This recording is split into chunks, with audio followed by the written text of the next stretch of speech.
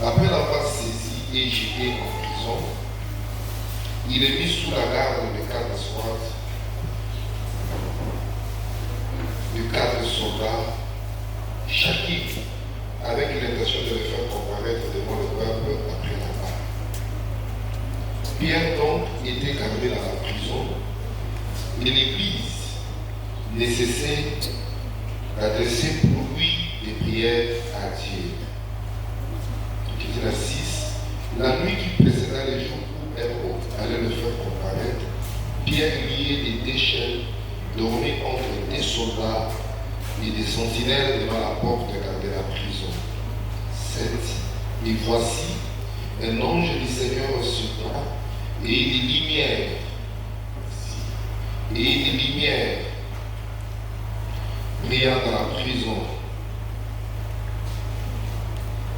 L'ange réveilla Pierre en le frappant au côté et en disant: lève-toi promptement.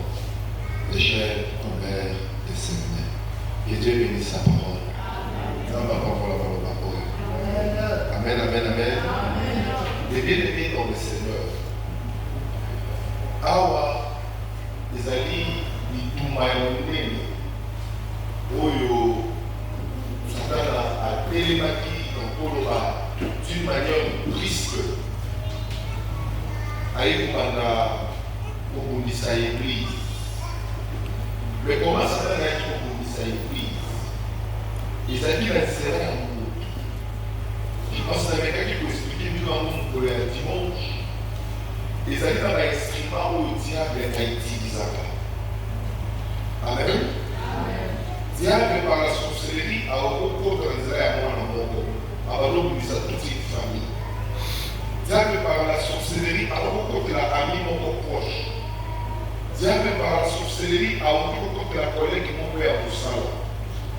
Diable par la sorcellerie a beaucoup de la même économie pour la case de l'église. Parce que les tombes sont et il y a la moi ensemble. Et ça a deux réalités.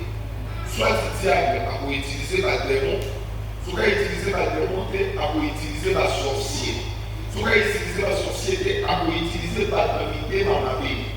Et la vie de la parole a esprit humain. C'est-à-dire esprit humain est saisi au monde. A aucun humain ne connaît ça à payer mon monde. Donc l'esprit humain est saisi au monde. Nous devons poser acte montant à vous regretter.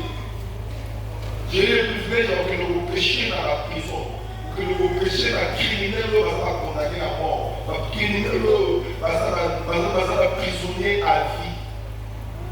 Nous sommes aussi prêts pour se changer dans l'amour. Au coup d'accord la pêche encore. Je ne sais pas ce qui m'a poussé à faire ça. Mais évitez-le pour l'université, il a une salle à nous. Les papas ont fait un témoignage, un militaire a soupçonné au pays dans la. Biloko dirait avec fidélité. Aïe na mutu ka beti masasi, a beti na innocent, ami pomi on quand la mutu de la mona. Ce sont des esprits humains. Et il est poussé au se suicider, et il est poussé au mettre la poison, et il est poussé au gomailler. Et puis après on va gagner tikio. Dans le process les hommes qui à dans 3 mètres de position là, il y a mon voisin militaire, il y a le police là, ami mon militaire. Quel père, quel gâchis. C'est ça les esprits humains. Il faut pousser au activement comme un il faut pousser au vivre dans l'animosité. Ou à mon tour, comme il faut vivre le quoi à Niama. Mon tour, aux hommes, camarades, aussi mobile.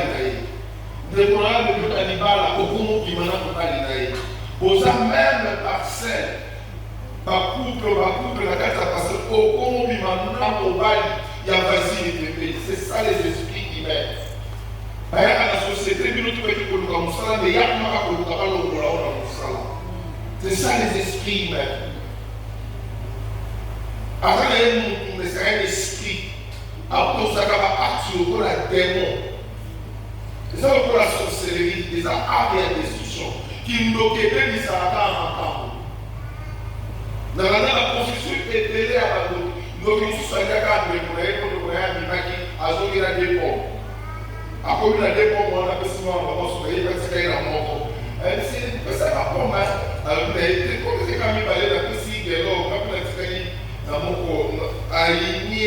Yéli et Kanda, Pena Kouta, mais si vous voulez, il s'est plutôt.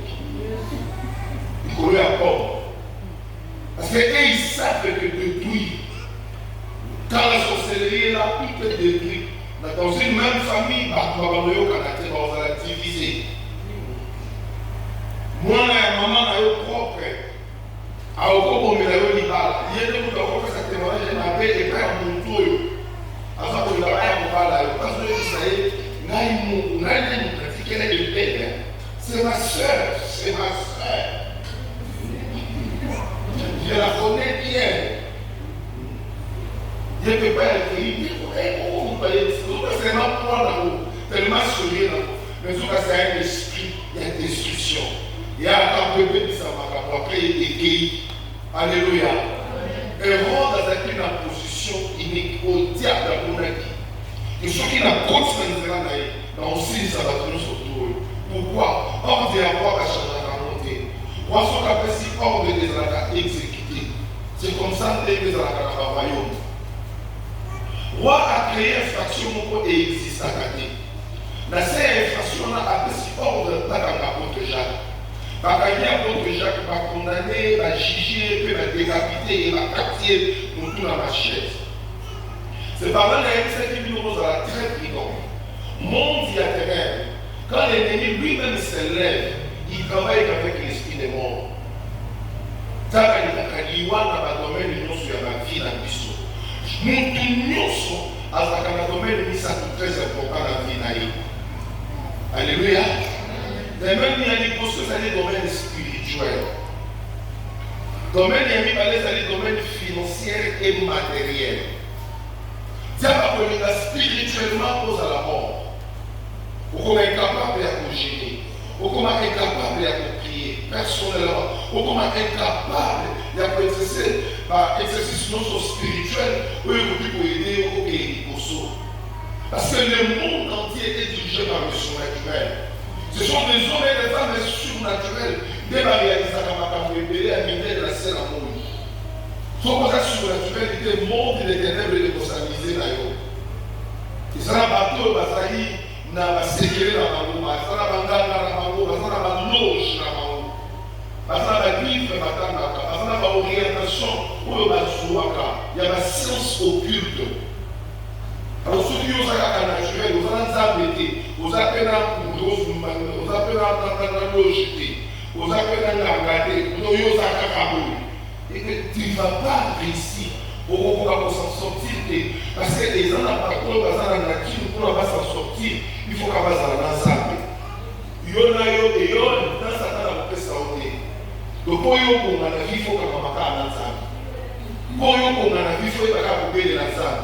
Ce qu'on met que le groupe pas à Satan au ouvert la moment. Les gens n'ont pas de nature. Donc Makila n'a eu à visiter. Makila n'a eu à la science. Donc ce qu'on met que le toucher la gueule par rapport aux conséquences. Il y a un moment dans la société, il y a un moment dans la société, il y a un moment tout, parce qu'on a un problème. Quoi ça vous pouvez avoir mais ça, sur la race, nous fait pas tout. Il y a une qui s'est tous saccagé. Donc il y a ça mais signe de la caille. Alléluia. Mais ça n'a pas grâce mon corps. Il y a ceux qui ont lié dans la vie qui est bon, il y a un détruire. Il y a un peu il y a ça. Alléluia. Il y a un autre qui nous a les points ça.